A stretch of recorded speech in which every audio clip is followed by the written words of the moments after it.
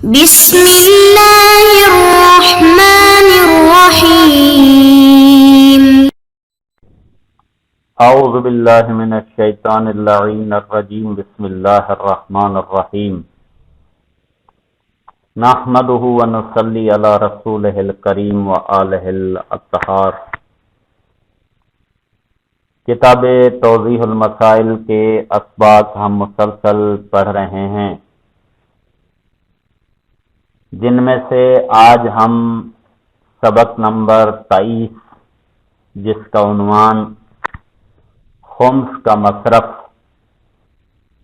یعنی خمس کہاں کہاں پر خرچ کرنا چاہیے، کس کس کو دینا چاہیے، یہ ہم پڑھیں گے۔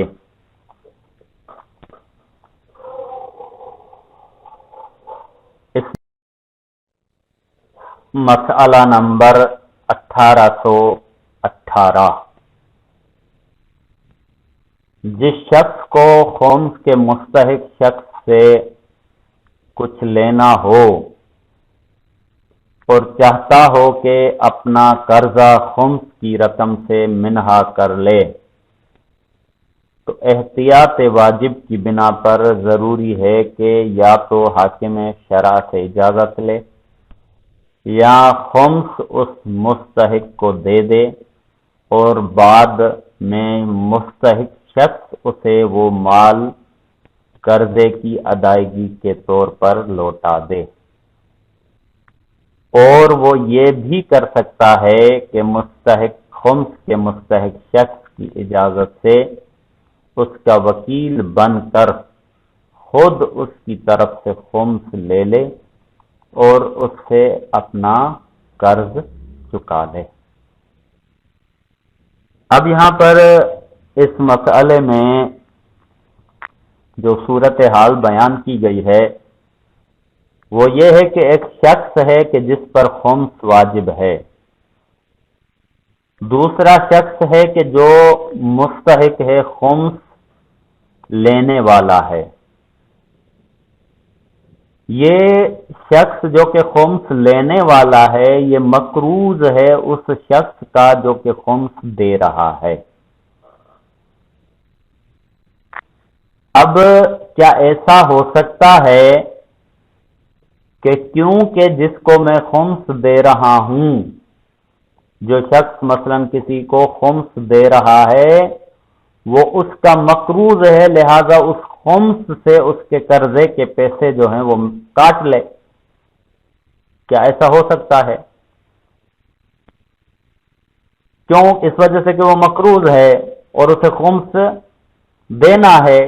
اب جو دے رہا ہے اس کے قرضے کی رقم کاٹ کر باقی اس کو دے دے، تو کیا ایسا کرنا جائز ہے کہ نہیں ہے؟ اس کی اجازت ہے کہ نہیں ہے؟ اس صورتحال کو اس مسئلے میں بیان کر رہے ہیں۔ کہہ رہے کہ جس شخص کو خمس کے مستحق شخص سے کچھ لینا ہو، جو خمس کا مستحق ہے اس سے خمس دینے والے کو کچھ لینا ہے یعنی کیا مطلب؟ یعنی اس پر قرضہ ہے، اس پر کوئی حق ہے، اسے اس سے لینا ہے اور چاہتا ہو کہ اپنا قرضہ خمس کی رقم سے منہا کر لے، اور اس کی مرضی یہ ہے کہ جو خمس کی رقم میں اسے دینے والا ہوں اس میں سے قرضے کی رقم کاٹ لوں، تو احتیاط واجب کی بنا پر ضروری ہے کہ یا تو حاکم شرع سے اجازت لے۔ ایک صورت اس کی یہ بنتی ہے کہ حاکم شرع سے اجازت لے کہ میں اس طرح سے خمس دینے لگا ہوں لیکن یہ میرا مقروض ہے، میں اس کا قرضہ کاٹ لوں۔ اگر حاکم شرع اجازت دے دے کہ ٹھیک ہے اس میں سے قرضہ کاٹ لو تو کاٹ سکتا ہے، ایک صورت یہ۔ یا خمس اس مستحق کو دے دے، دوسری صورت، یا خمس اس مستحق کو دے دے جو اس کا مقروض ہے اور اس کے ساتھ ساتھ مستحق بھی ہے، اس کو خمس دے دے اور بعد میں مستحق شخص اسے وہ مال قرضے کی ادائیگی کے طور پر لوٹا دے۔ جو خمس کا مال اس نے دیا ہے وہی مال وہ مستحق شخص جو ہے اسے لوٹا دے، کیونکہ اس کے اوپر قرضہ تھا، وہ مقروض تھا، اس نے خمس لیا اور پھر اسی کو وہ وہی رقم واپس کر دی تو کر سکتا ہے. دوسری صورت یہ ہے. تیسری صورت یہ ہے کہ وہ یہ بھی کر سکتا ہے کہ خمس کے مستحق شخص کی اجازت سے اس کا وکیل بن کر خود اس کی طرف سے خمس لے لے. نہ تو وہ حاکم شرع سے اجازت لیتا ہے یا نہ تو وہ مستحق کو خمس دے دیتا ہے اور بعد میں واپس لیتا ہے، بلکہ تیسری صورت یہ ہے کہ وہ مستحق جو ہے، جو ساتھ ساتھ مستحق بھی ہے اور مقروض بھی ہے، اس کی اجازت سے اس کا وکیل بن جائے. اسے کہے کہ میں تمہارا وکیل بن کر اپنے آپ سے تمہارا خمس لیتا ہوں. مثلا میں تمہارا وکیل بنتا ہوں کہ میں اس کا وکیل ہوں خمس لینے میں، میں اپنے آپ سے تمہارا خمس وصول کرتا ہوں اور اس کی طرف سے خمس لے لے. وکیل بن کر اس نے خمس لے لیا اپنے آپ سے اور اس سے اپنا قرض چکا لے. جب اسے خمس مل گیا، اب کیونکہ وہ اس کا وکیل ہے، اب اسے خمس اپنے آپ کو اس نے دیا، گویا کہ اس نے اسے دیا کیونکہ اس کا وکیل ہے. جب اسے خمس مل چکا تو اب اس میں سے جتنا قرضہ بنتا ہے وہ قرضہ کاٹ کر باقی رقم جو ہے وہ اس مستحق کو ادا کر سکتا ہے. اس میں یہ چند صورتیں بنتی ہیں جس اعتبار سے اس مسئلے کو حل کیا جا سکتا ہے. اب آ جائیے مسئلہ نمبر 1819. مالک خمس کے مستحق شخص سے یہ شرط نہیں کر سکتا کہ وہ خمس لینے کے بعد اسے واپس لوٹا دے گا. اب یہاں پر اس مسئلے کو ہم مطلق بھی لے سکتے ہیں اور جو پہلے والا مسئلہ ہے اس سے ہم اس کو مربوط بھی کر سکتے ہیں. مثلا پہلے والے مسئلے میں یہ تھا کہ وہ اس کو خمس دے دے اور بعد میں اس سے قرضہ وصول کر لے. کہہ رہے ہیں کہ اب اس سے یہ شرط نہیں کر سکتا کہ میں تمہیں خمس دیتا ہوں تم مجھے لوٹا دینا. یہ شرط نہیں کر سکتا، یہ شرط اس سے نہیں رکھ سکتا کہ میں اس شرط پہ تجھے خمس دوں گا کہ میں تمہیں دے دوں تو پھر بعد میں تم مجھے لوٹا دینا. یہ شرط نہیں رکھ سکتا. یہ اس مسئلے کے ساتھ مربوط ہے.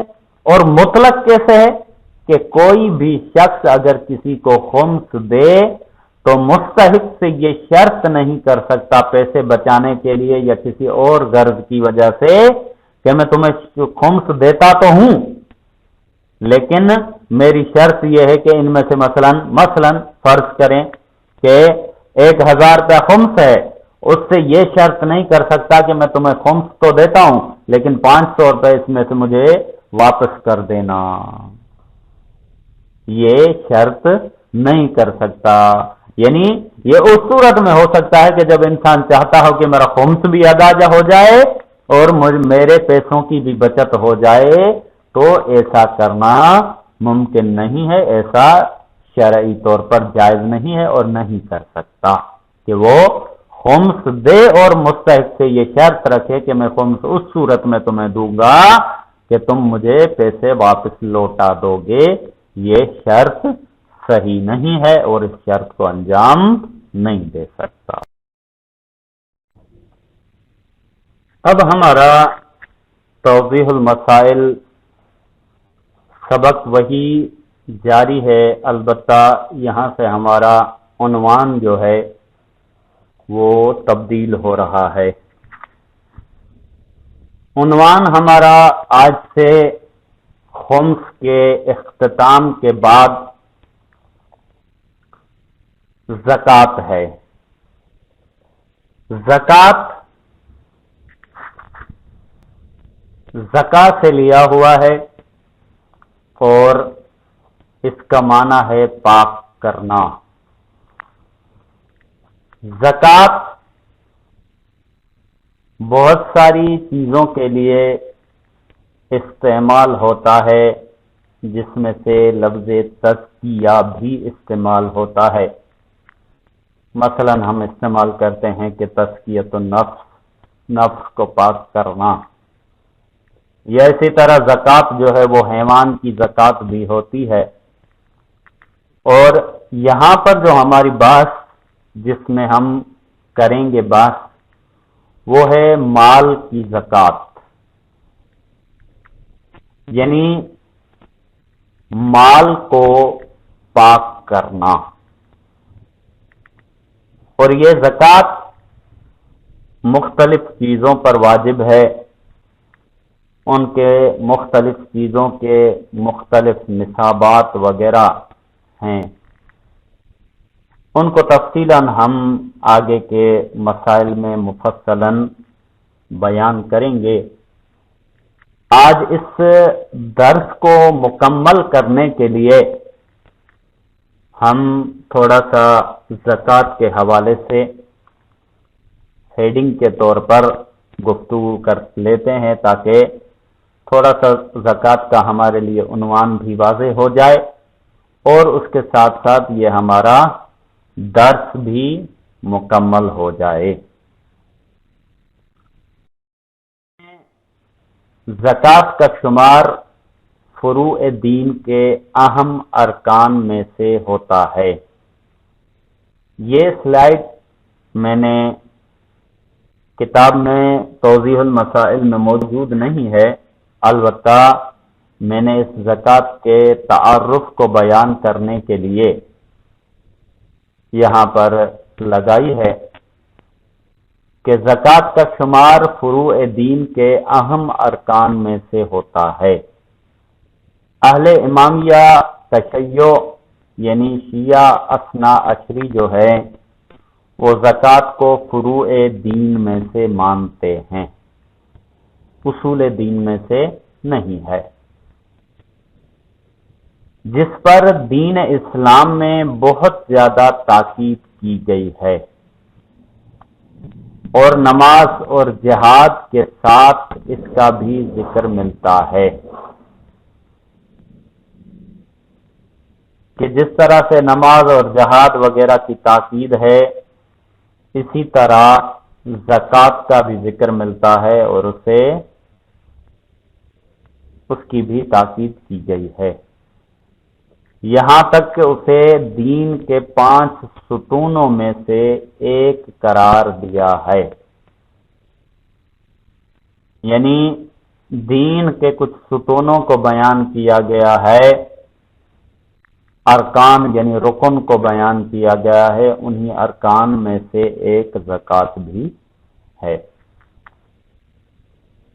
اور اس زکوٰۃ کے حوالے سے قرآن مجید میں تقریباً 59 آیات اور 2000 احادیث زکوٰۃ کے بارے میں موجود ہیں۔ قرآن کریم میں اکثر موقعوں پر لفظ صدقہ کے ذریعے اس کی طرف اشارہ کیا گیا ہے، اور فقہ میں بھی زکوٰۃ کو واجب صدقہ سے تعبیر کیا گیا ہے۔ صدقہ کی ہمارے ہاں 2 قسمیں ہوتی ہیں، ایک صدقہ واجب ہوتا ہے اور دوسرا صدقہ